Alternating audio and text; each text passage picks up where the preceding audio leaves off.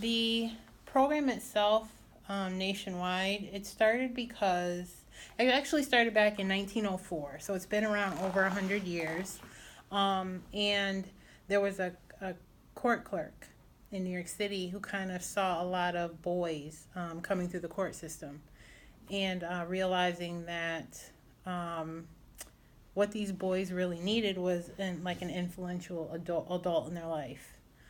At the same time, there was another program called the Catholic Sisters of America, and they were kind of doing the same thing with girls, and eventually decided to combine to become Big Brothers Big Sisters of America. So the purpose of Big Brothers Big Sisters of America is to specifically help a child through their entire life to keep going forward and moving forward, and using those mentoring opportunities to help them move forward in their lives. The program in Syracuse was actually started in 1980. And we officially became affiliated with Big Brothers Big Sisters of America in 1985. So we've been around for a lot of years. And again, it starts for the same reason a lot of children youth mentoring programs started.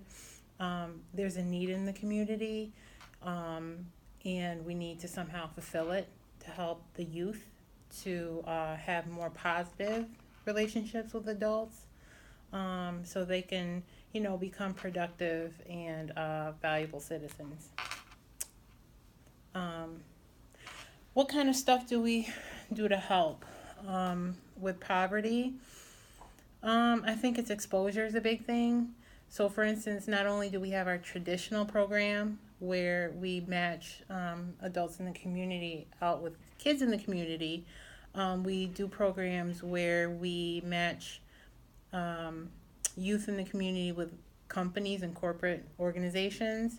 So they kind of get to see, like, I don't have to be a product of my environment. I can achieve higher and be greater, and kind of see what's out there that they may not have been exposed to before.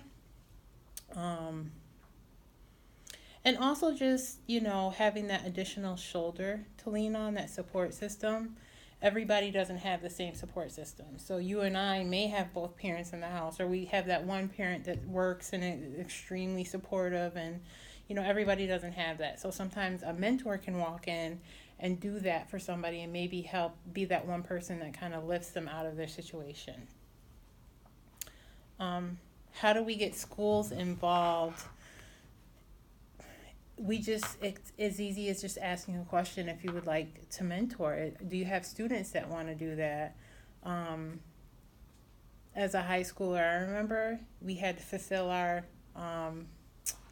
government. I can't remember the class, but you have to do community service. Mm-hmm. And it's a very easy way to do it. It's fun.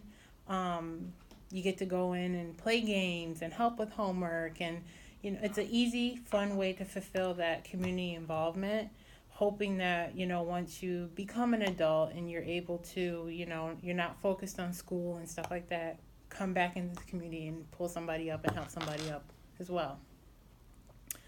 Why is it beneficial for people to get involved?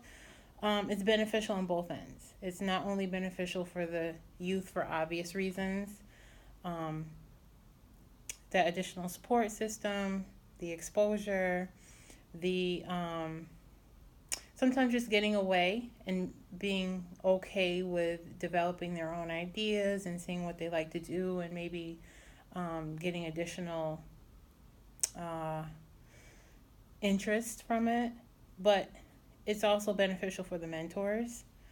I always hear people say that they learn a lot from the kids that they're mentoring, whether it's openness or seeing a different side of something. They may be very, like, as an adult, you kind of establish your own opinions about things, and sometimes a child will open doors that they may not have seen before. Sometimes just being fun and understanding that sometimes it's okay to be fun. It's okay to be silly. You don't have to be serious and learning all the time. So I think it's beneficial for not only the mentors, but it's beneficial for the mentees as well. Um, and what do they do during the day to participate? Well, ours, there's different parts of our program, so it's not as simple as, there's one piece and this is what it's not a cookie cutter type of thing. Like I said, we have our traditional program of mentoring where they're matched up with an adult in the community and a child in the community, and they can meet anytime. And we just ask the volunteers a minimum of 8 hours a month. We do have a school-based mentoring program where usually high school or college students come into an elementary and middle school, and they usually once a week, about an hour, hour and a half, they have the ability to get tutored, to play games, arts and crafts, just fun stuff.